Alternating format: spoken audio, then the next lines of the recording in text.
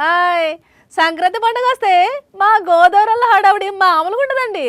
మరీ ముఖ్యంగాను కొత్త అల్లుడు గారు గాంక ఇంటికి వచ్చారనుకోండి, అయ్య బాబోయ్ బాబోయ్, మస్తు అంటే మస్తు సంబరపడిపోతామండి ఇంటోళ్ళంతా. ఇక అల్లుడు గారికి చేసే మర్యాదలు అజ్జ బాబోయ్ బాబోయ్, నా భూతో నా భవిష్యత్తు అన్నట్టు ఉంటాయి కదండి. ఈడ తెనాలి అల్లుడు గారిని చూడండి ఎలాంటి వంటలు పెట్టారో. ఓహో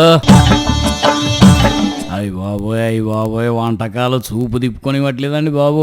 ఏం వంటలు ఏం స్వీట్లు, చూస్తుంటేనే నోరు ఊరిపోతుంది. లాలాజలం వస్తుందండి స్వామి. ఇంతకీ ఇవన్నీ ఎన్ని రకాలు అనుకుంటున్నారు? 158 రకాలు. అవును, మీరు ఇన్నది నిజమే. అయ్యి బాబోయ్ అల్లుడు గారు అట్లా నిలబడి చూస్తారేంటండి? కూర్చోండి, ఒక పట్టుబట్టండి.